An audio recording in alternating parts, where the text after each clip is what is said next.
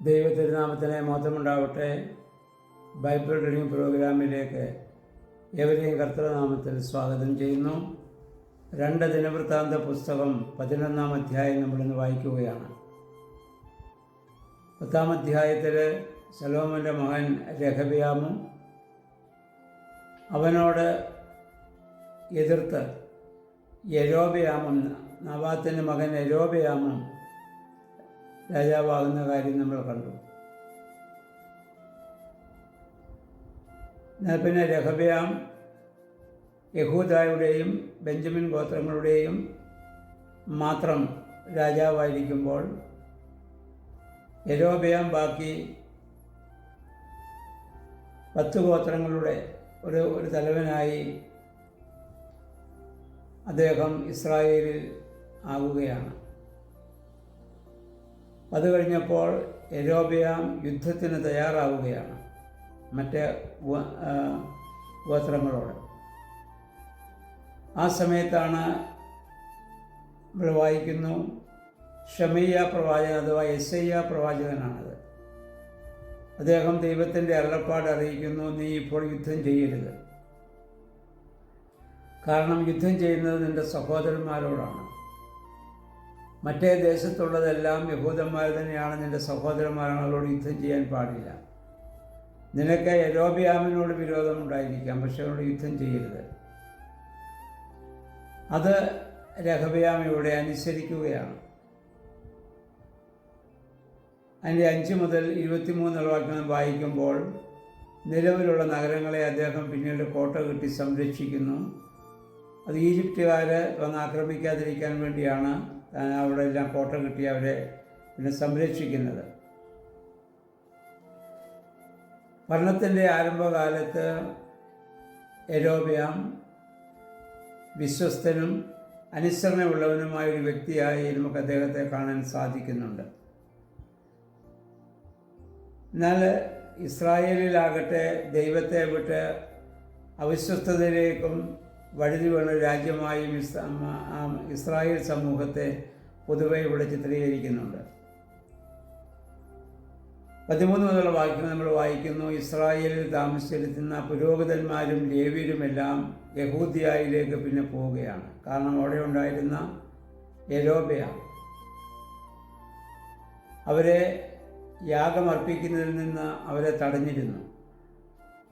അതിനുശേഷം അദ്ദേഹം ആരാധിച്ചിരുന്ന വിജാതീയമായ ദുഷ്ടശക്തികളെയും അങ്ങനെയുള്ളതിനെയൊക്കെ ആരാധിക്കാൻ അദ്ദേഹം പുരോഹിതന്മാരെ പ്രേരിപ്പിച്ചു. അത് വന്നപ്പോൾ പുരോഹിതന്മാർക്ക് അവരുടെ സ്വന്തം സ്ഥലവും അവരുടെ ശുശ്രൂഷയൊക്കെ ഉപേക്ഷിച്ച് അവരുടെ പിതാക്കന്മാരുടെ ദൈവത്തെ ആരാധിക്കുന്ന യെരുശലേമിലേക്ക് അവർ യാത്ര പോവുകയാണ്, രഹബയാമിൻ്റെ അടുക്കിലേക്ക്. അതുകൊണ്ടാണ് പുരോഹിതന്മാരും ലേവ്യരും ഒക്കെ അങ്ങോട്ട് പോകേണ്ടതായ ഒരു സാഹചര്യം ഉണ്ടാകുന്നത്. യൊരോബെയാം താനുണ്ടാക്കിയ പൂജാഗിരികളിലും ദുർഭൂതങ്ങളെയും കാളകളെയൊക്കെ ആരാധിക്കാൻ അവരെ പ്രേരിപ്പിച്ചു എന്നുള്ളതാണ്. അതുകൊണ്ട് സത്യദൈവത്തെ അന്വേഷിക്കുന്ന എല്ലാ സത്യവിശ്വാസികളും യഹൂദന്മാരും, അത് യൊരോബെയാമിൻ്റെ ആ ദേശത്തായിരുന്നല്ലോ ബാക്കി 10 ഗോത്രങ്ങൾ, അവിടെ ഉണ്ടായിരുന്ന വിശ്വാസികളൊക്കെയും അവിടുന്ന് പിന്നീട് യെരുശലേമിലേക്ക് പോകാൻ വേണ്ടി ആഗ്രഹിക്കുകയും യഹൂദ ദേശത്തേക്ക് അവർ പോകാൻ വേണ്ടി ശ്രമിക്കുകയും ചെയ്യുകയാണ്. നമ്മൾ വായിക്കുന്നു, അതിൻ്റെ 17 മുതലുള്ള വാക്യം വായിക്കുമ്പോൾ 3 വർഷം അവർ ദാവീദിൻ്റെയും സോളമിൻ്റെയും മാർഗത്തിൽ അവർ സഞ്ചരിച്ചു എന്നാണ്. അക്കാലം അത്രയും ശലോമോൻ്റെ മകൻ രഹബയാം സുരക്ഷിതനായിരുന്നു നമ്മൾ വായിക്കുന്നു. എപ്പോൾ സത്യദൈവത്തെ ആരാധിച്ചും പിതാക്കന്മാരുടെ ദൈവത്തെ മഹത്വപ്പെടുത്തുകയും ജീവിച്ച നാളുകളിൽ അവൻ സുരക്ഷിതനായിരുന്നു. നമ്മളും ദൈവത്തിൽ ആശ്രയിച്ച് ജീവിക്കുമ്പോൾ ദൈവത്തിൻ്റെ സംരക്ഷണം നമുക്ക് ലഭിക്കുന്നു. എപ്പോൾ നമ്മൾ പാപം കൊണ്ട് ദൈവത്തിൽ നിന്ന് അകലുന്നു പോകും, അപ്പോൾ നമുക്ക് ചുറ്റുമുള്ളതായ സുരക്ഷിതത്വം നഷ്ടപ്പെടുകയാണ്. നമുക്കെല്ലാവർക്കും കാവൽ മാലാഖയുണ്ടെന്ന് നമുക്കറിയാം. ആ കാവൽ മാലാഖ നമ്മുടെ അടുത്ത് നിന്ന് നമുക്ക് നഷ്ടപ്പെടുന്ന സാഹചര്യമുണ്ടാകും. അതുകൊണ്ട് അവസരം വന്നാൽ പോലും പാപം ചെയ്യാതെ നീതിമാർഗത്തിലൂടെ സഞ്ചരിക്കാൻ നമ്മൾ തയ്യാറാകുമ്പോൾ ദൈവത്തിൻ്റെ സംരക്ഷണവും ആ കരുതലും എപ്പോഴും നമുക്ക് അനുഭവിക്കാൻ സാധിക്കുമെന്ന് ഈ വാക്യം നമ്മെ ഓർമ്മപ്പെടുത്തുകയാണ്.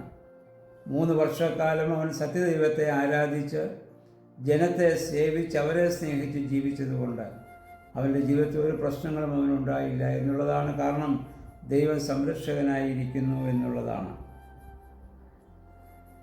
അതിനുശേഷം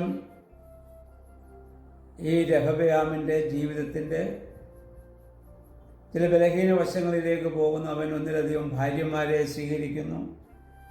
ആദ്യം ദാവീദിൻ്റെ കൊച്ചുമകൾ മഹലത്തിനെ അദ്ദേഹം വിവാഹം ചെയ്യുന്നു.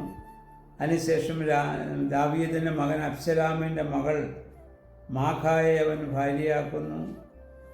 അങ്ങനെ നമ്മൾ വായിക്കുന്ന അവന് 18 ഭാര്യമാരും 60 ഉപനാരികളും 28 പുത്രന്മാരും 60 പുത്രിമാരും ഉണ്ടായിരുന്നു.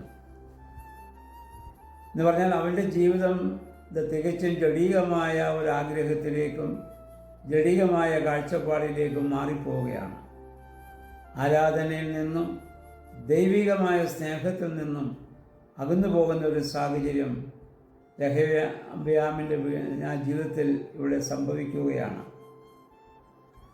അവൻ അബ്ശലോമിൻ്റെ മകൾ മാഖായെ കൂടുതൽ സ്നേഹിച്ചുവെന്നും അവരുടെ മകൻ അബിയായെ രാജാവാക്കാൻ വേണ്ടി മറ്റ് രാജകുമാരന്മാരിൽ നിന്ന് അവനെ ശ്രേഷ്ഠനാക്കി അവനെ മാറ്റിയെന്നും അവനെ പ്രമുഖനാക്കിയെന്നൊക്കെ നമ്മൾ വായിക്കുന്നുണ്ട്. തൻ്റെ പുത്രന്മാരെയൊക്കെ യഹൂദ ബെഞ്ചമിൻ ദേശത്ത് അവൻ ദേശാധിപതികളാക്കി എന്ന് പറഞ്ഞാൽ അവൻ്റെ ശ്രദ്ധ മുഴുവനും ദൈവത്തിൽ നിന്ന് അകലുകയാണ്. ജഡികമായ കാര്യങ്ങളിൽ മാത്രം ചിന്തിക്കുകയും അതിൻ്റെ ഉള്ള കാര്യങ്ങൾ മാത്രം ക്രമീകരിക്കുകയും ചെയ്യുന്ന ഒരു സാഹചര്യം. നമ്മളും പലപ്പോഴും അങ്ങനെയാണല്ലോ. ജീവിതത്തിൽ പ്രതിസന്ധി ഘട്ടങ്ങൾ വരുമ്പോൾ ദൈവത്തോട് നമ്മൾ കൂടുതൽ അടുത്തിരിക്കുകയും പ്രാർത്ഥിക്കുവാനും പാടുവാനും ദൈവത്തെ സ്തുതിക്കുവാനും ഒക്കെ നമ്മൾ സമയം കണ്ടെത്തും.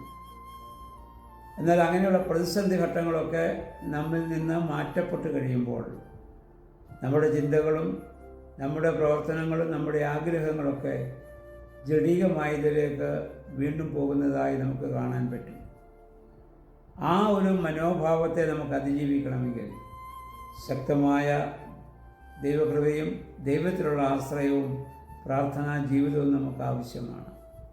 അതുകൊണ്ട് ഇവിടെയൊക്കെ ജീവിതത്തിൽ നിന്ന് അവർക്ക് വന്നതായ ആ വലിയ ദുരനുഭവം നമുക്കുണ്ടാവാതെ ആ സത്യദൈവത്തെ മാത്രം ആരാധിച്ച് ദൈവത്തിൽ മാത്രം ആശ്രയിച്ച് ജീവിക്കുവാൻ ദൈവമേ പരിശുദ്ധാത്മാവേ ഞങ്ങളെയും ശക്തീകരിക്കണമെന്ന് നമുക്ക് പ്രാർത്ഥിക്കാം. ദൈവം അതിന് നമ്മെ എല്ലാവരെയും സഹായിക്കുമാറാകട്ടെ.